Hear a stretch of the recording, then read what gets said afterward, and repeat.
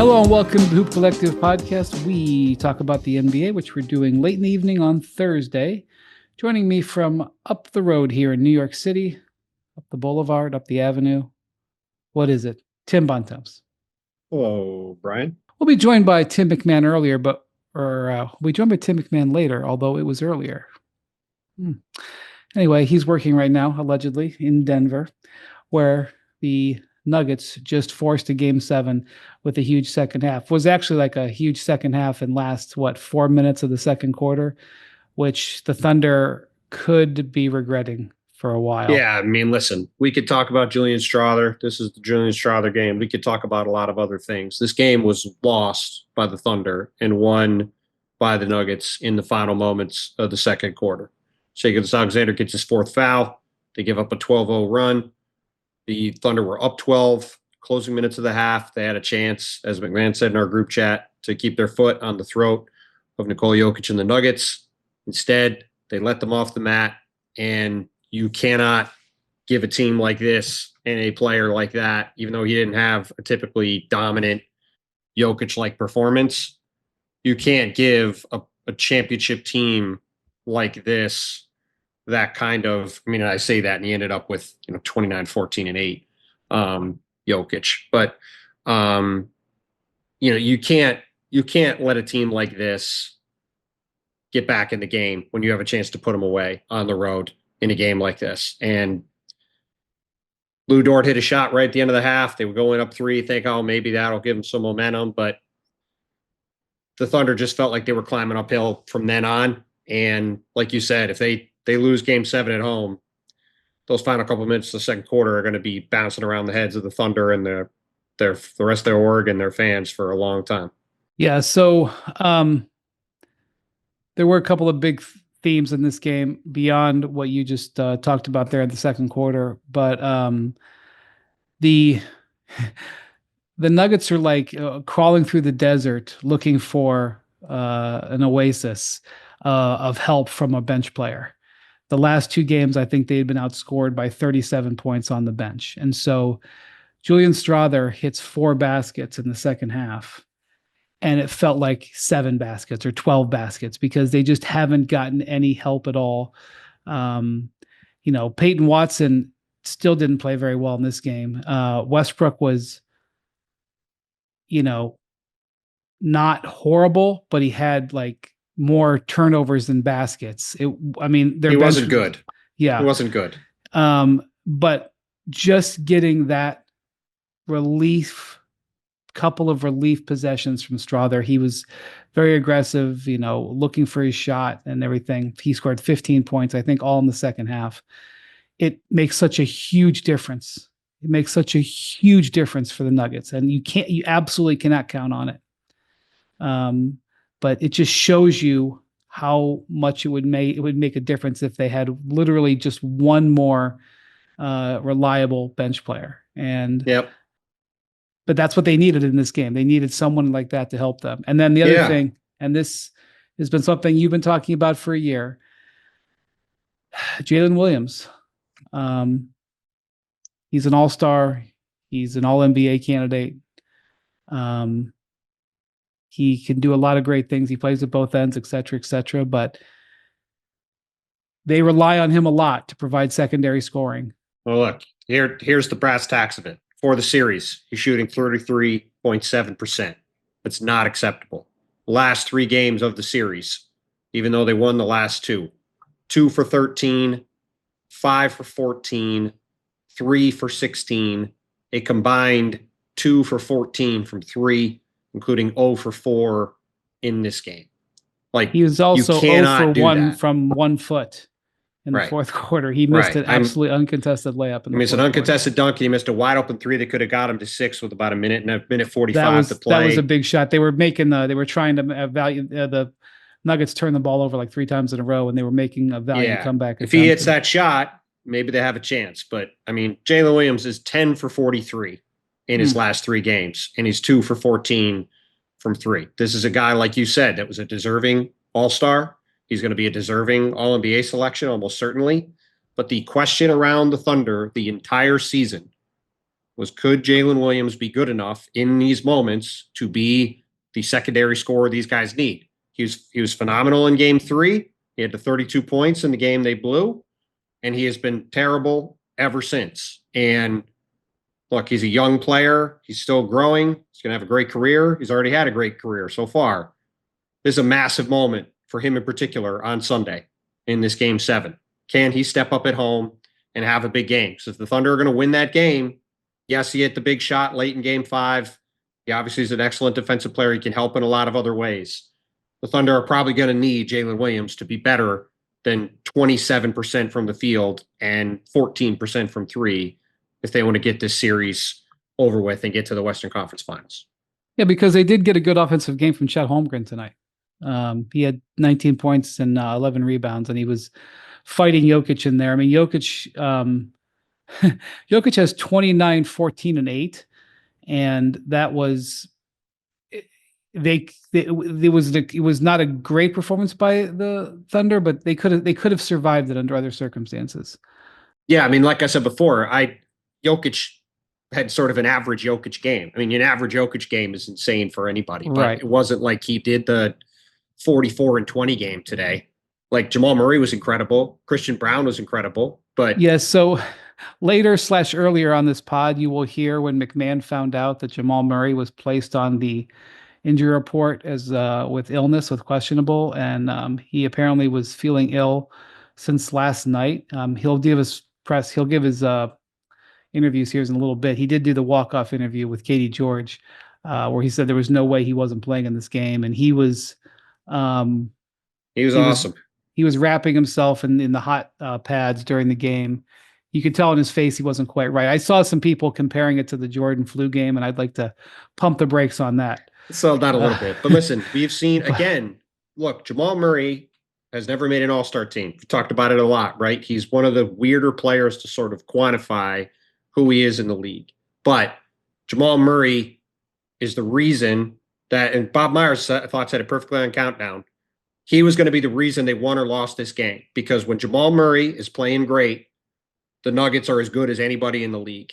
And when he's not good and it's just Nikola Jokic, they're a good team, but they're not an elite team. And that's why going back to the start of the season and the end of last year when Jamal was not right, we were wondering, can he get back to the guy he's been in the past, like he was in 2023 when he carried this team with Jokic to a title? If he can play like he did tonight on Sunday, the Nuggets are going to feel really good about their chances. And in that game Sunday, very well could come down to Jamal Murray and Jalen Williams. And if you're a Denver fan sitting here right now saying who's going to play better between Jamal Murray and Jalen Williams in a game 7, I mean, Jamal Murray has done it a lot. So if you're Denver, I think you're going to be pretty confident about that. So a key moment in this game, an interesting facet about the box score. Jamal Murray played 42, I will call it 43 minutes. Jokic played 41 minutes. Okay. Jokic was plus 11. Jamal Murray was plus 28. Okay. Which is an indication that when Jokic was sitting, that the Nuggets were able to withstand, which is always a huge measure. Well, and that was those Julian Strawther buckets at the start of the fourth quarter, like that. Right. You know, they'd taken a lead with strong close to end the third quarter. Strong closes to end the second and third were the difference in the game. And then Strawther hit those shots at the start of the fourth. He kept that momentum going. And they ended up giving Jokic 4 minutes off. And I think they were plus 3 or 4 in that stretch. Yeah. And that's right. You know, in game 5, they tried to have Jokic stay out there within the exact same situation. Team ran out of gas late. David Adelman gets him a break. He comes in, he immediately hits a 3. Nuggets push the lead out. Got a little dicey for a minute, but you never really thought that the Nuggets were losing this game. And, you know, I just keep going back to that end of the second quarter. It couldn't have been worse on every front. And you just can't do that with a guy like Jokic and a guy like Murray, guys who have won titles and won huge games. You can't let them up. And like I said, the Thunder don't win game 7. Those final 3-4 minutes of the second quarter are going to be replayed in their heads all summer long. Yeah, I think, look, we are not stunned that this is going back to Oklahoma City, but the Thunder had their fingers on this one and they didn't handle their business. Total blown opportunity. I also want to point something else out. This was the 9th game in 17 days played by the Nuggets. Um, I thought there was fatigue that showed on them earlier. They didn't show as much fatigue tonight. Um, but 9 games in 17 days. I realize obviously the Thunder have played the same number of games in the last 6 games, but the Thunder are deeper, and I think at times there's been fatigue. Now, after having to play 7 games with the Clippers and then every other day, now the Nuggets get 2 days off. They get Friday and Saturday off before they have to play Sunday. I don't know, is it in the afternoon or Sunday 3:30 on ABC. Okay. That's So why it's 2 days off. Make sure we got a Sunday afternoon game. that could be really important, especially with Jamal Murray fighting some illness. That is, it's still advantage Thunder. They're going to be at home, but that extra day you could end up seeing a difference in that. The other thing I'm going to say is this is Jamal Murray and Nikola Jokic's 7th game 7. I look up Murray's stats in game 7s. Jokic is kind of up and down. He's had some good ones and had some average ones. They are 4-2 to this point in game 7s. So, and obviously just had one last round. So, that's their advantage in terms of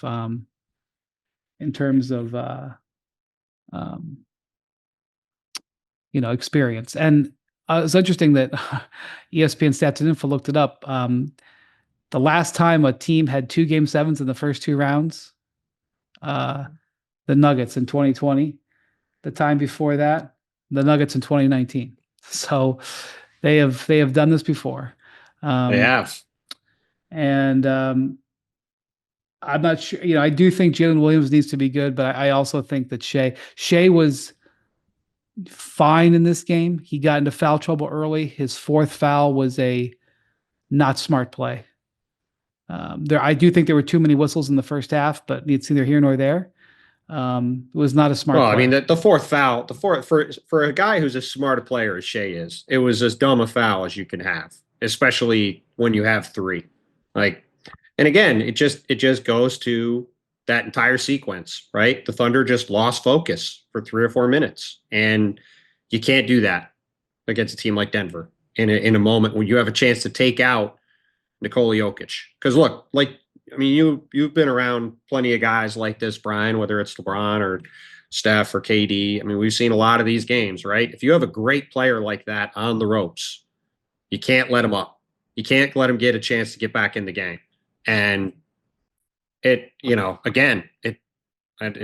probably repeating it too much, but it's going to be fascinating to see how this young Thunder team responds in this game, because they're going to have all the pressure on them. They're the heavy favorites. They won 67 or 68 games. They're the home team in game 7. They're expected to make the conference finals. They're the favorites to win the title. It's all sitting there for them.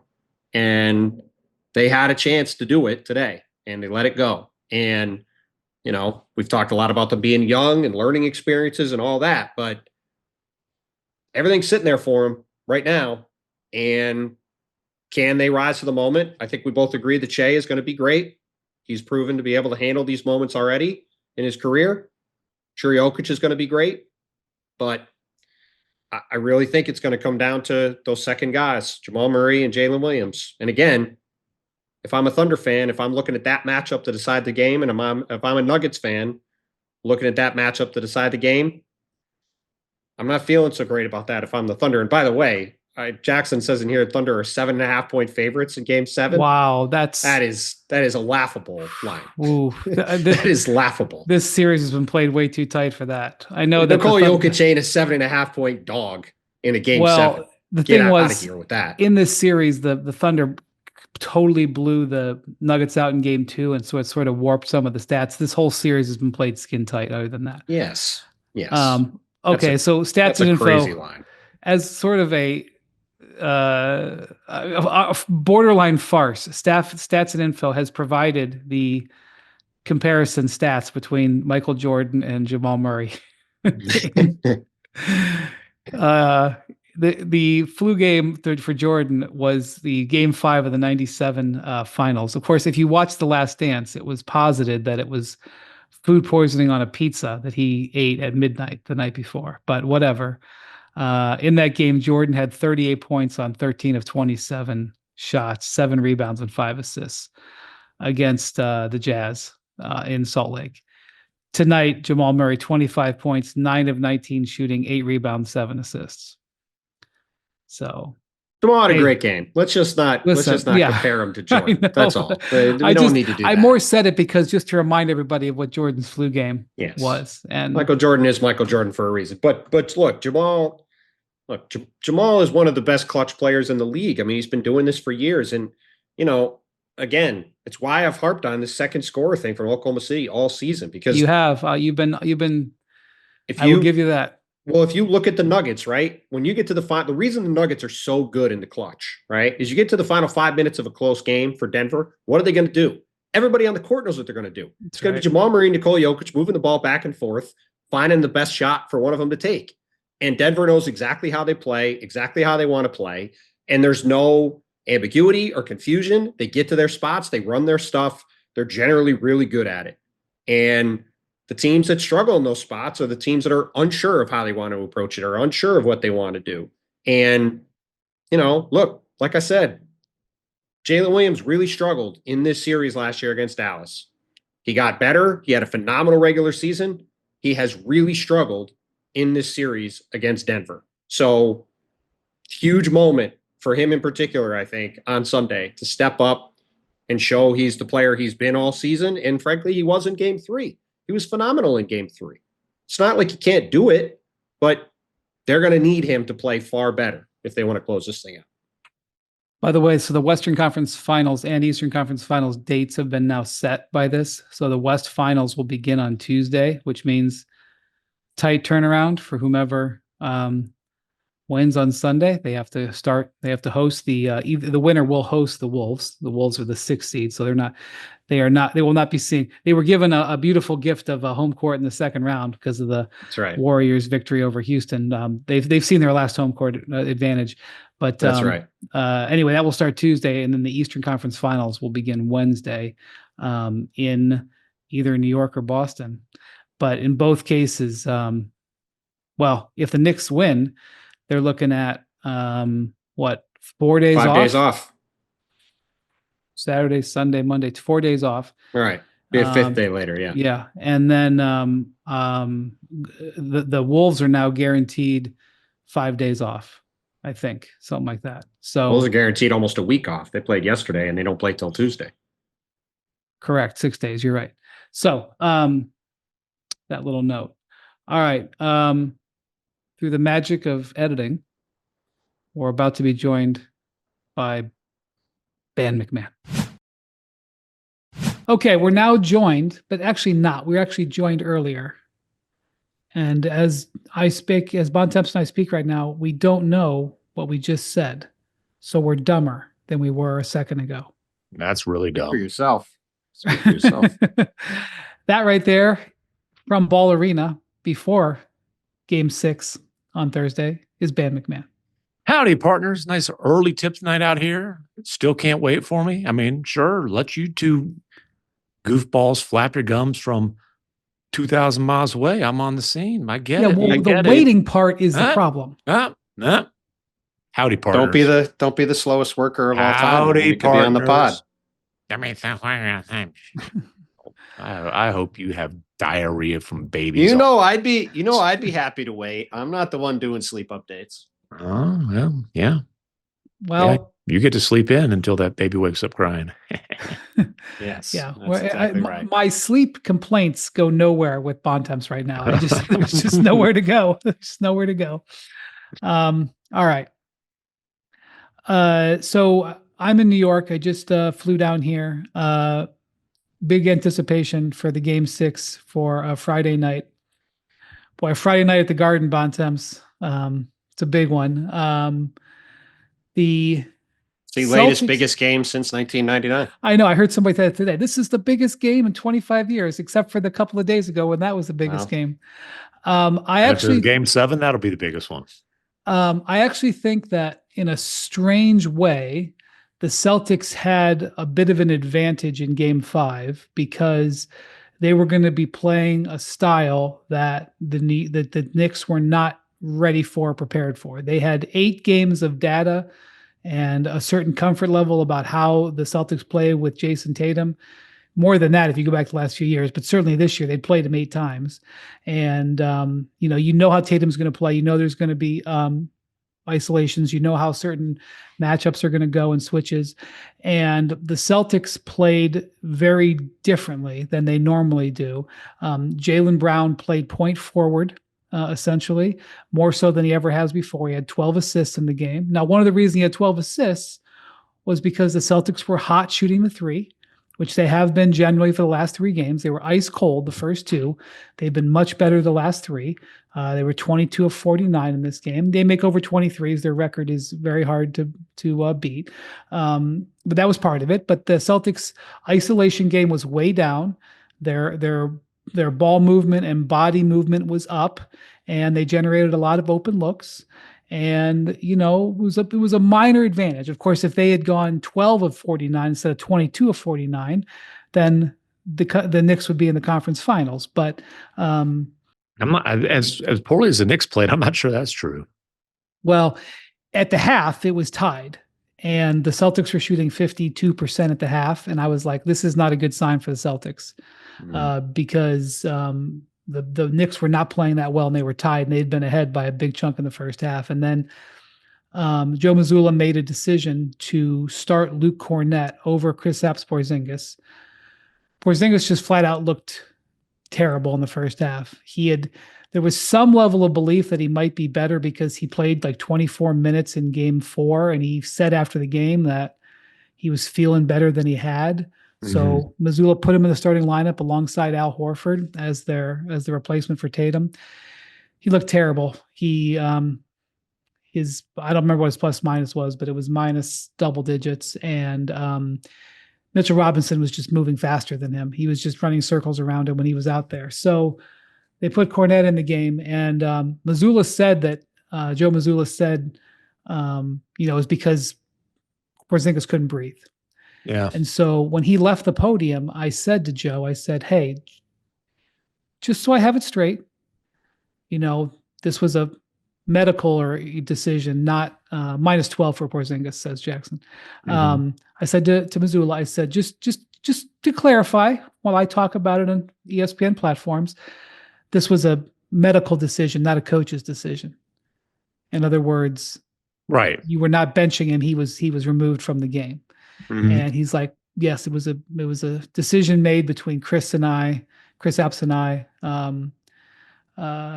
He basically was protecting his player, I think. And, even though I think it was a coach's decision, but, well, it's a combination of the two. I mean, yeah. Porzingis, I just feel really bad for Porzingis. I mean, this has been like 3 months now of dealing with this bizarre illness thing. And he was trending in a pretty good direction, and he's talked a lot about it, that he got to the start of the series and just had another one of these crashes and can't get his energy back. And even in games 3 and 4 at the Garden, in New York, where he was better, he still wasn't great. He was making some defensive plays, but he wasn't really giving them much on offense. And I mean, he just clearly didn't have it in Game 4. And, look, here's the deal.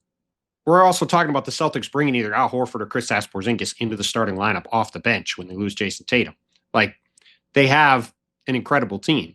So if they went into this series and Jason Tatum wasn't playing, we probably would have said it's a toss-up.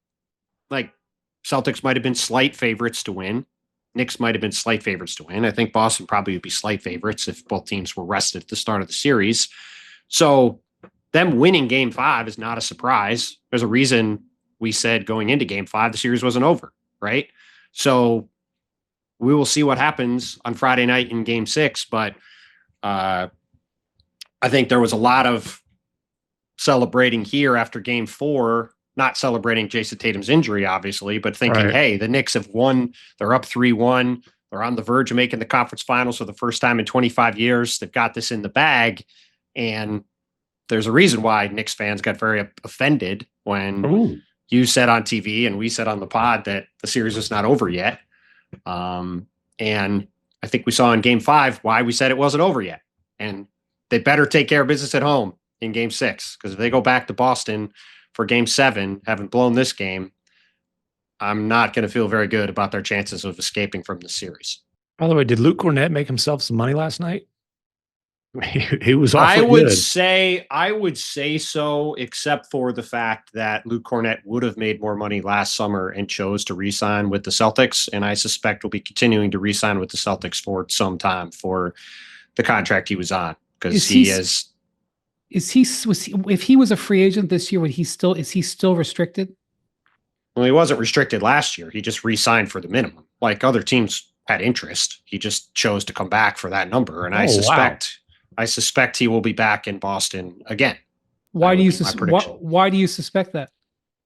Because Luke Cornett loves playing for the Celtics and likes being in Boston. And I think I haven't asked him this directly, but I think he has figured out that he's got a really good situation in Boston. I suspect he will be playing there for as long as he can play there. And I suspect he will have a lucrative post-playing career in Boston for a long time, because he's a great quote, and I think will be in the media scene in Boston, not too dissimilarly from a certain former Celtic who we all know and love, who is on TV all the time now in Boston. And I mean, look, maybe he goes and plays somewhere else. What if he's offered significantly more money and a significantly bigger role? Because he's a solid. He's a hell of a third center. I think he could be a solid second center for somebody, or maybe even a starter. He's definitely not a third center. I mean, he's one of the better backup centers in the league. I'm just telling you, my hunch is he will be in Boston playing for the Celtics. And look, because he had opportunities, I believe, to go have a bigger role elsewhere last summer and chose to stay. So, all right, enough Luke Cornett talk. This is a great stat from Jackson. Fourth Celtic player with 7+ blocks in a playoff game since blocks became official. Robert Williams, the third, it's not a surprise, had 9 against the Nets. Robert Parrish, not a surprise, 7 against the Sixers in 82. Kendrick Perkins had 7 blocks against the Bulls in the 2009 and they showed the game. highlights. They showed the highlights, and I didn't know he had 7 blocks in his career. I think Perk requested this be researched, because they showed the highlights on NBA today, and he was very happy to narrate them. Hold on, were these like because Dirk got a lot of blocks where they were like, it was the swipe down as the guys getting the ball up to shoot it, or were these like Perk getting up above the rim? There was a time where Kendrick Perkins was regarded as a plus big man defender. Because he was a beast to post up. He was paid tens of millions of dollars for his defense. So, but I agree, he wasn't known for blocking shots. He was known for being hard to move, and he got rebounds that way. But yes, he talked about how it was a great series against the Bulls when he did do that. I would say that Cornett is 29. I would say, Luke, get paid, my friend. Whatever it takes. Get paid while you can, brher. But guess what? They're not going to not let you back in Boston if you go somewhere else for more money. I'm just telling you what happened. Why are you yelling at me? I'm not. No, it's fine. I don't yell at anybody. That's Wendy. I'm not focused on his contract. He was great. I will be interested to see who Missoula starts on Friday. One thing he could do is he could start Sam Hauser. One of the things that did happen in this game, the Celtics, in addition to losing Tatum, they essentially have lost Porzingis because he's 5 of 21 in the series. So they're down in my view, like 2 starters, but one two thing, of the top 4, I would say. Yeah. And Porzingis is such an X factor. But one positive that they had health-wise was that Sam Hauser came back after missing 3 games with a sprained ankle, and hit a couple of threes. I suppose it's possible that Hauser could start. He could. I thought he might have yesterday. He looked like he tweaked his ankle again in the third quarter. He was okay post-game. He was okay. Half the Celtics are icing their ankles post-game. I don't mean like just doing their feet, like like treating ankle injuries. By the way, Jalen Brunson has twisted both ankles. Oh my God. Seriously. Like he in game 4, he had what do you call it when you turn your ankle? Most ankle sprains are rolled out. He had one of those where it rolled in. An innie? We're Innies and outies. gonna let that go. Brunson has turned his ankles a bunch of times and just kept right on churning. This guy, I mean, what a player. But anyway, so we'll see what he does with Cornette. But one of the things that happened here in this series was that Mitchell Robinson, Porzingis was coming off the bench, and Mitchell Robinson has been coming off the bench, and Mitchell Robinson has been dominating inversion sprain as opposed to lateral sprains. Thank you, Dr. Agello. He's very good. Very good break. That's what it was. That's a cut and paste if I've ever seen it from Jackson. Well, it was, but somebody looked it up. But he's had plenty of lateral rolls as well. Anyway, I felt Mitchell Robinson was just dominating Porzingis. Just getting to loose balls that Porzingis wasn't able to get to, and Cornette shut that off. In addition to shutting off the paint, and what happened was they got the team together on Tuesday, and they broke the news to the team that indeed Tatum's Bontemps, you were in the locker room after the game Monday night. Everybody in the locker room. Everybody knew on Monday. It wasn't a mystery, and he went and got a surgery. That's when they. Yeah. So anyway, they told him he's had surgery, and then Jaylen Brown and Al Horford both spoke to the team. But the big thing that they talked about was, look, we lost this guy who's our leading scorer. We have got to defend. Yeah. We've just got to defend. And I think they've had some good defensive stretches in this series. Just happens to be not in fourth quarters, mostly. They've led by at least 14 in every single game of the series. Exactly. And they still have a great team. They still have an incredibly deep and talented team. And that's with Porzingis being out of the mix and with Tatum being out. That's not any knock on either of those guys, but they've got Derek White and Drew Holiday and Jaylen Brown and Al Horford and Peyton Pritchard, the sixth man of the year. Hauser's a really good shooter. Cornette's a really solid backup big.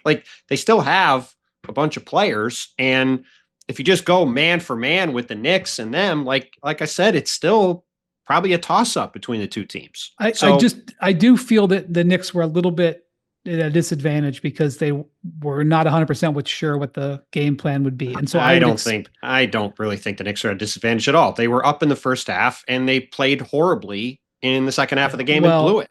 Also, the officiating in the third quarter was a little squishy, and Jaylen got 5 fouls in the third quarter alone. And that certainly helped, although it was really the fact that they couldn't score in the interior. Cornette shut the interior off. The Celtics did not make a single basket in the paint. The Knicks did not make a single basket in the paint in the third quarter. They had their fewest points in the paint of the season. Wow.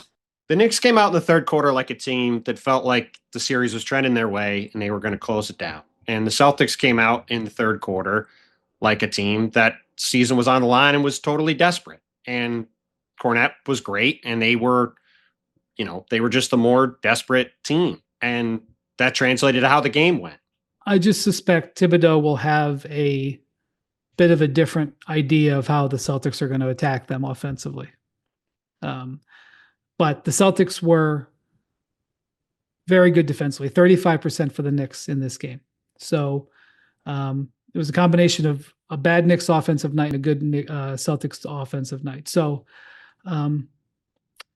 I think this game will come down to the fourth quarter again, is my guess. And that's what the Knicks want. And that's Jalen Brunson's theme music. That's right. And Jalen Brunson couldn't get to crunch time because by the time 5 minutes in the fourth quarter came, forget about the score. He was disqualified. He was waving on the Jumbotron. All right, you got me. See you later. See you game 6. Yeah. The Knicks have not blown out one team yet in the playoffs. I do not think they'll be blowing the Celtics out in game 6. It's going to be an insane environment, and we will see if they can pull it out. I will say this. When the Knicks had a chance to close out the Pistons in the first round in that game 5 at the Garden, they did not put their best foot forward. And then they it was a very similar performance. Yes. And it was like, wow, you had a great chance to do this and you didn't get it done. And then they came back in game 6. Now that one was in Detroit. and they played excellently. And Brunson had the hellacious crossover of Azar Thompson, and they won it. So, yeah, I'm sure the crowd will be heavily with them. There was quite a few Knicks fans in Boston last night. There has not been any Boston fans in New York that I've seen. Very, very few. That's interesting. Well, you were there, Bontemps. Did you see many Celtics fans? I certainly haven't. No. There were not. There certainly were not. All right. It's also, by the way, been a very, very long time since the Knicks have closed out a series at home. I believe the last time they did so was in 1999. I believe. I am double checking quickly. It definitely was not in this. Well, thanks. Jackson definitely just put not that in the in group this chat like century. 3 minutes ago. I mean, geez. Well, I didn't see it. There you go. Jackson, the producer, way on top of things, way more than me. I will say that 99 ECF. there's been a huge renovation of the whole area around Madison Square Garden. They built a new train station across the street for Amtrak, and then sort of the part of the block that Madison Square Garden is on, they renovated this whole area, made these very nice outdoor spaces. It was under construction for like 4 years, Bontemps. Like, it was under scaffolding, but now that they've taken Yes, all it off, was. it's very nice. I mean, Klay Thompson was on the Warriors when they did that interview with him about the scaffolding. He was very, very aware of it and very careful about it. They actually, Yes. not that this is an architectural podcast, but they took, I'm looking at it right now because I'm across the street from it. They took a building that was pre-existing, and it was like, it was tall. It was probably, it's probably 40 or 50 stories. And they literally ripped down the entire exterior and put a new exterior up, and then built another partial building around it. And it looks like a completely new building, and it's a completely beautiful area. And the reason I'm saying all this is that that's where the Knicks fans are congregating. Oh. And this is where they're having the watch parties. And then when the Knicks have won games, the fans in that area have just poured out onto 7th Avenue and shut the traffic down. So they were doing that on Monday night.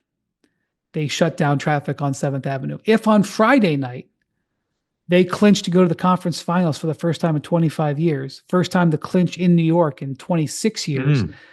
And it's a Friday night. I haven't checked the weather. The weather has not been great in New York. It's not going to matter. It's not going to matter what the weather is tomorrow night. It's going to be. Tell you what will happen if they somehow win the game. It's going to be crazy. I mean, finals in New York would be something else.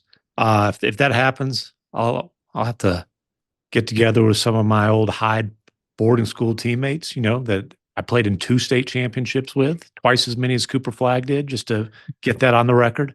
Makes me twice the main prep player that he won. Well, he won one. I went 0 for 2, but anyway, exactly. I also got to tag along with you guys if we're New York, because I ain't gonna lie, all that subway train, all that crap, I still get confused as hell. Boy, the Texan comes out in him right there, Bontemps. I'm nervous. I don't know how to do this here subway. Boy, there's a lot of color. There's a lot of lines and a lot of colors. There's a lot of numbers and letters and colors. How do we do it? Our guy Window ain't taking the subway. I can promise you that. Oh yeah. I forgot about that. That's true, but also I will say that that's Pacers erasure. Like, hello. I can figure my way out around Indianapolis. I don't need you there. Oh wow. Jamal Murray. Crap. I probably got to pause and do a little news story here. Jamal Murray's just announced as questionable. Okay, we're back, and a devastating thing just happened, which is that Jackson turned off the recording, because if I could sum it up, Bontemps was complaining. It won't do it justice, but Bontemps was complaining to MacMahon that he's so slow. And MacMahon said, "I'm tired of you. I'm just going to mute you." And he muted it and realized he had muted himself talking. He could still hear Bontemps. Because it's it's the microphone. That's trust me, I know how to. It's great. Here, I can mute it. I got to just do it. You pissed me off. You say pissed off on a He Disney was all podcast? angry. Is that some avalanche water you've got there? Colorado avalanche water? Oh, it's versatile, baby. It's versatile. We got multi labels, big time. Somewhere near Golden, Colorado, that was bottled. That's a distant reference. Okay. The Warriors season ended on Wednesday night when the Timberwolves had a just kick-ass second half. She's got great shooting. I think they shot like 64% in the second half or something.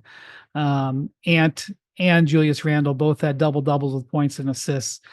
And the Warriors season. Let's be honest, that series ended in the first half of game 1.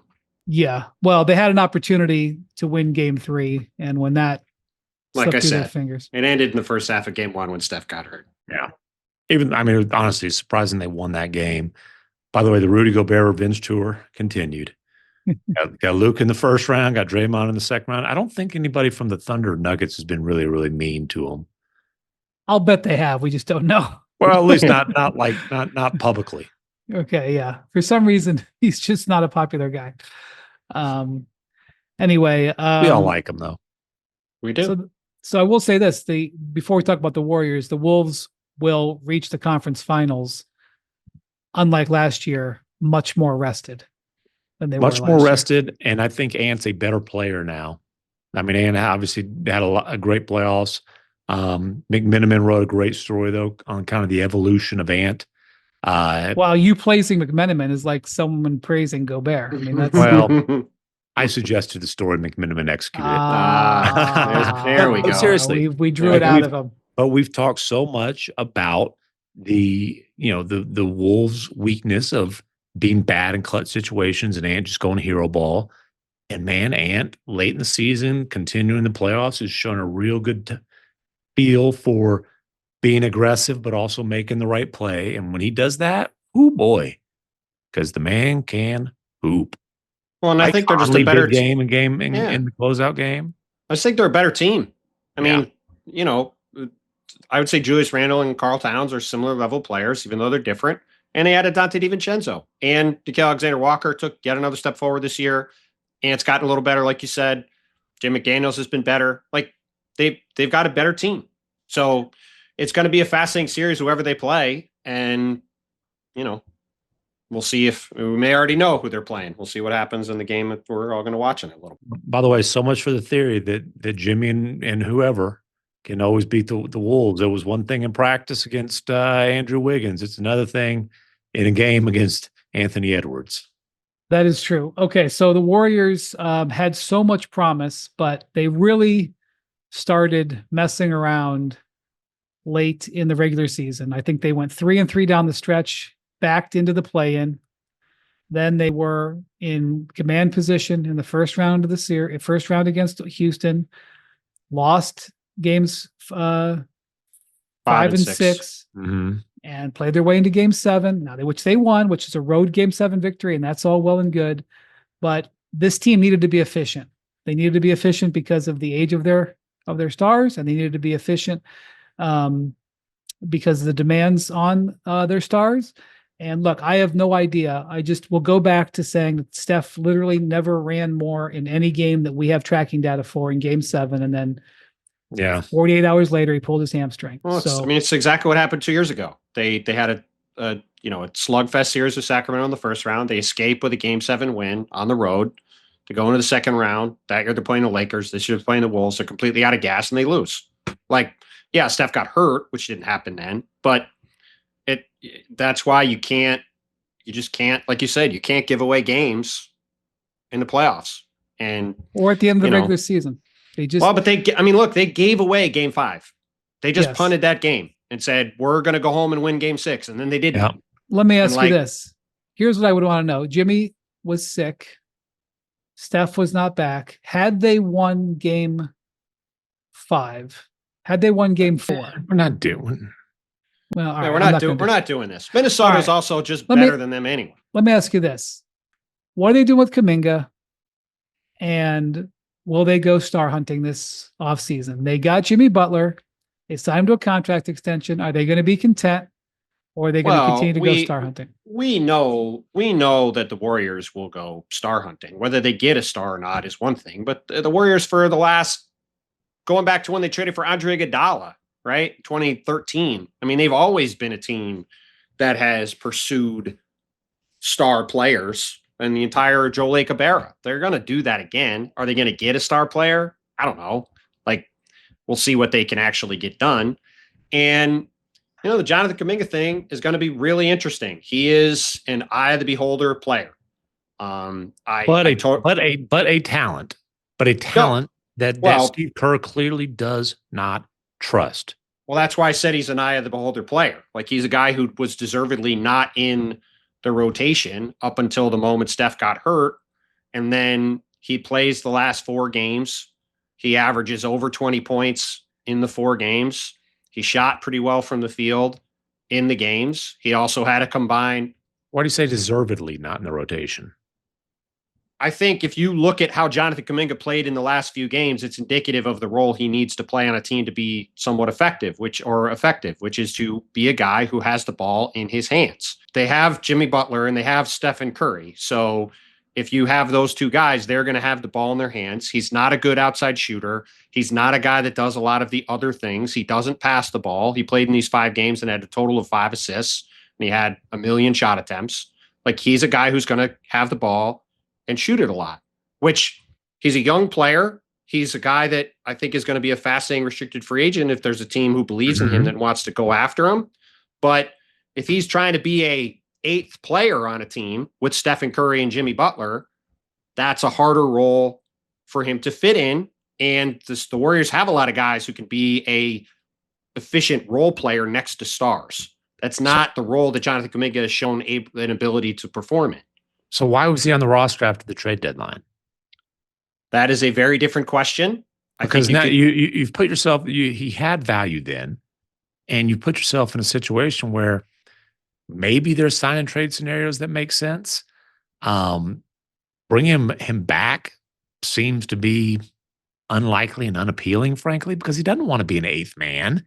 Like, rightfully, the guy was going to want to be a starter and a guy who's averaging 20 some odd a game. And you've put yourself in a situation where losing him for nothing is, well, on the table, if not likely. Well, I think that's a very big stretch of a statement. It's not on the table. There's no cap space. There's no cap space. Okay, so there's one team with cap space. We will see if they want to pay him. He's also a restricted free agent, so the Warriors have the ability to bring him back depending on what the price is. Why would they match a significant salary for a guy who Steve Kerr doesn't want to play? For the same reason that they haven't traded him in the past, that they clearly believe he has value. So we will. I think just declaring he's going to leave for nothing is a big stretch. I said it was on the table, you bonehead. Well, he's in a bad mood. You got a big night of work left in front of you. You got to sweeten up. I'm still recovering from getting yelled at rudely the other day. I thought we had kind of reached the point of friendship. You guys came to the book launch party, and now I get screamed at for the world to see. What a wonderful party it was. It was good. Such a lovely day. It was good. We still last time I've been on a plane. We still got a bunch of beer and booze left. If you guys want to come on back down after the hey, come on down for draft night. Cooper Flag coming to Dallas, There you go. Be a big night. One-time Maine state champion. They're gonna look. The Warriors obviously talked about trading Jonathan Kuminga for Kevin Durant in some forms back in February. They didn't end up doing that trade. They end up getting Jimmy and keeping Kuminga in the deal. I do think that if there are teams that are fans of Jonathan Kuminga, which I'm sure there are some, the way he played in the last 4 games is going to have him have some level of value this summer. We will see what level of value it is. If the Warriors do go hunting for a star player, he'll certainly be involved in the trade. As Brian said, there is very little free agent money this summer. I am not convinced he's going to get some massive offer as a restricted free agent. I certainly think there's a real possibility that he's back on the team or that he's involved in a trade that brings back the Warriors some players. I would be very surprised if after all of this he leaves and they don't get anything back for him. I think at minimum they'll match whatever offer he gets. Now, if he gets offered a 4-year, $200 million max deal. Well, no, but I'm just saying, barring up some completely out of the world offer from another team, I think they're either going to get value for him or he's going to be back on the team. And the question, I think, rightly is, can you either find a way to have Jonathan Kuminga fit with these guys, or can you turn him into the kind of pieces they need to have a better chance of making a deep playoff run. Because the bottom line is, regardless of whether they should have got the Rocket series done sooner or not, They're not you look close. at this, they're not good enough right now to win with the group they have. So what can they do to get closer to that between now and the start of next season? That's the question that Mike Dunleavy will be thinking about. And tick, tick, tick. Like time is ticking on them. You know, like Draymond is 34. Steph's older than that. Jimmy's older. Well, he got asked about, Steph did get asked. He had an end of year press conference, and he was asked about whether he sees what they've got left as a 2-year window. That's what they extended Jimmy Butler.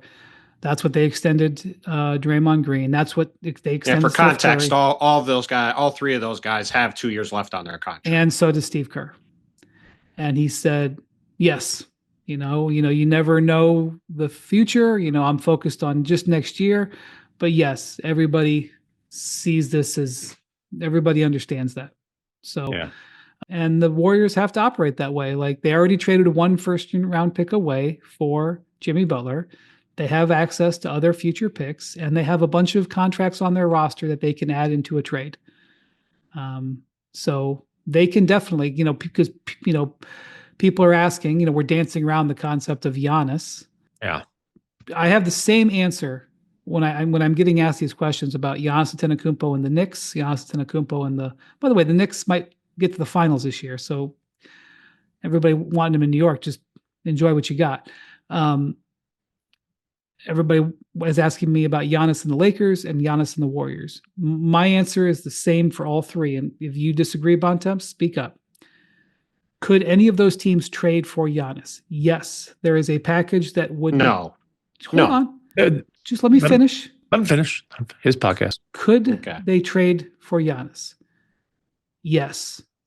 But the only way I see it is if Giannis says, I am only going there. And even then, the Bucks could play hardball. They don't have to do it because he's got 2 years left on his contract.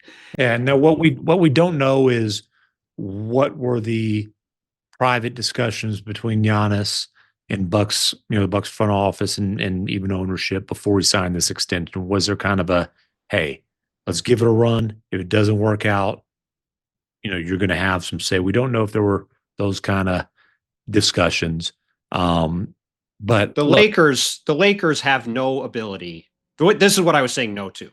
There is no world where the Lakers can trade for Giannis. Let's just say that. If Giannis comes and says, they don't have they do not have anywhere near enough. You could at least make an argument. I think it's a hard argument to make given what other teams have. But the Warriors have several first-round picks. They have Jonathan Kuminga. They have Brandon Podziemski. You can at least concoct a trade of a bunch of assets. Who knows? They could put Jimmy in a trade again, right? Like, they have things they could do. I don't know that Milwaukee's signing up for Jimmy. Well, but I'm just saying you could trade Jimmy somewhere else for other stuff. There's a world where they could create enough assets where I could talk myself into believing there's a world where Giannis could get to the Warriors. But if we're putting together Giannis packages, we're starting with the Spurs and the Rockets. But I'm just saying. I understand. To go to Brian's specific question. They can't win a bidding war. But if Giannis says, I only want to be a Warrior, or I only want to be a Laker, that trade could happen. The Lakers, it can't happen. The Lakers have one draft pick and they have Austin Reeves. That's not enough to get Giannis under any circumstances.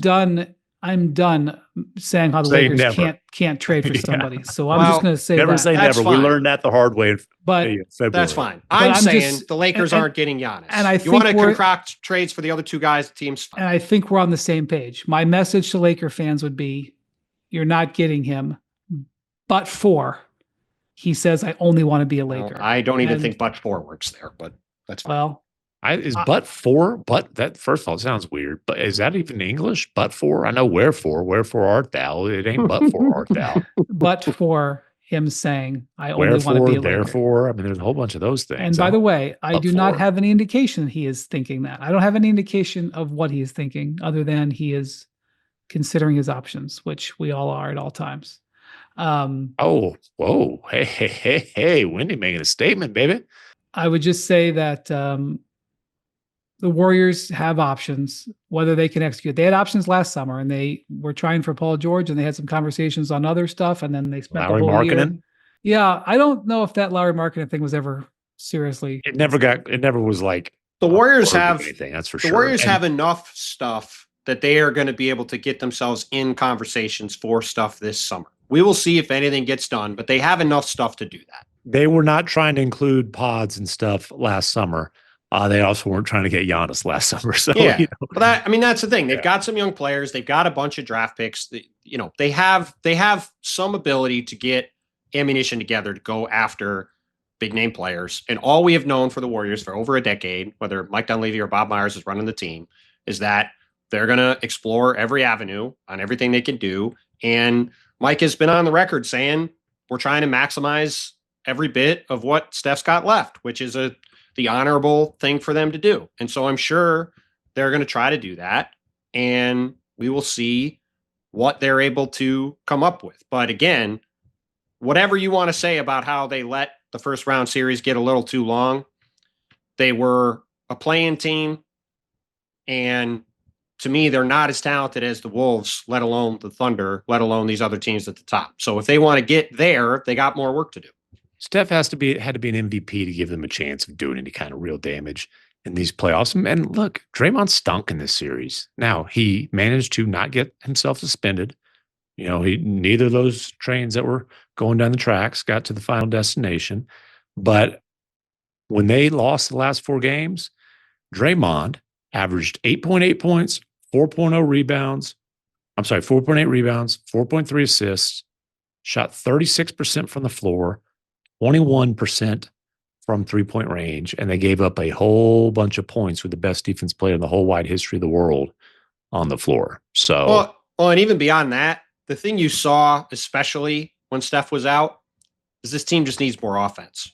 Like they can't be that reliant on a 37-year-old Steph Curry if you're going to get all the way to the end. There's got to be more. Well, if you're a Warriors fan, you might be screaming to say, well, that's why you should play Kuminga. But Kuminga playing with Steph, where he's got to have the ball, doesn't always seem to work. It's a tough fit. And Jimmy reminded us that he's a hell of a Robin. He's no longer a Batman. That was proven without a shadow of a doubt in this series.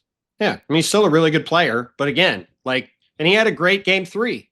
But you're, again, talking about a guy in his mid-30s asking to put up 35 a game.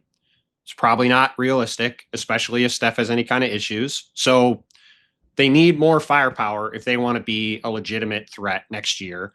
They're going to be a solid team. It's a matter of whether they're going to be better than a solid This is team. one of these questions that gets asked at ESPN debate shows. They talk about, well, as Steph won his last championship, was the window closing? I mean, probably. Let me just point this out. In the last 3 years, the Warriors finished 6th and lost to the Lakers. Then they finished 10th and didn't make the playoffs. This year they finished 7th and made it to the second round, which was great. Yeah, all and you things can give us considered. what was the record with Jimmy and I know. I'm Steph just saying, together. those are the last 3 years. 6th, 10th, 7th.